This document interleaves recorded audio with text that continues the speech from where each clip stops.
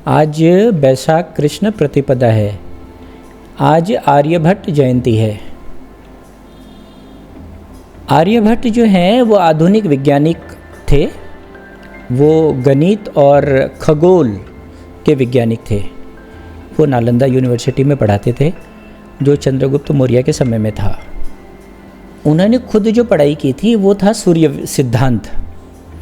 सूर्य सिद्धांत जो है हमारी पौराणिक शास्त्र है और उसको पढ़ने, उसको समझने के बाद उन्होंने जो है वो खगोल विज्ञान का जन्म दिया।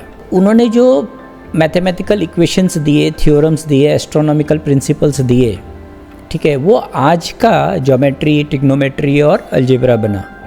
लेकिन जो पौराणिक बातें हैं ना, उसका बहिष्कार किया और जो वैज्ञानिक बातें हैं सिर्फ उसको लिया था। जैसे पौराणिक बातें जो खगोल विज्ञान में क्या थी, राहु और केतु।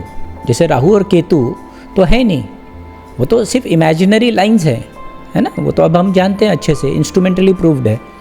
लेकिन उस समय अपने ढंग से बताने के लिए पुराण में बताया गया राहु और केतु को। तो उन्होंने उस समय राहु और केतु का बहिष्कार किया था, ठीक है। और वो पहले व्यक्ति थे जिन्होंने सोलर सिस्टम के मोशंस के बारे में बताया था। ये तो हम आज इंस्ट्रूमेंटल साइंस के द्वारा प्रमाणित कर पाते हैं, लेकिन उन्होंने उस समय बताया था। अब उनका बताने का जो भी कारण था वो तो हम नहीं जानते हैं, क्योंकि बहुत सारी बातें हमको डिकोड करनी पड़ेगी। क्योंकि उन्होंने जो कुछ भी कहा वो सब सूत्रों में है, संस्कृत में है, और हमें न संस्कृत आती है न हमें सूत्र समझने का सूत्र है हमारे हाथ में।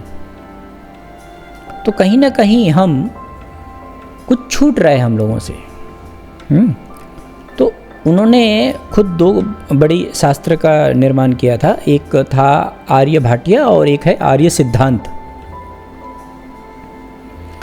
तो अब ये जो दो किताबें हैं, लेकिन ये लोगों को समझ में नहीं आती है कि इसको कैसे डिकोड किया जाए। लेकिन इसका मतलब ये नहीं है कि वो जो जिस समय के वैज्ञानिक थे उस समय जो उन्होंने कहा, ठीक है, उसका कोई आधार नहीं था। लेकिन उन आधारों को अगर हमें समझना है तो हमें इन शास्त्रों को डिकोड करना पड़ेगा, तब हमें समझ में आएगा।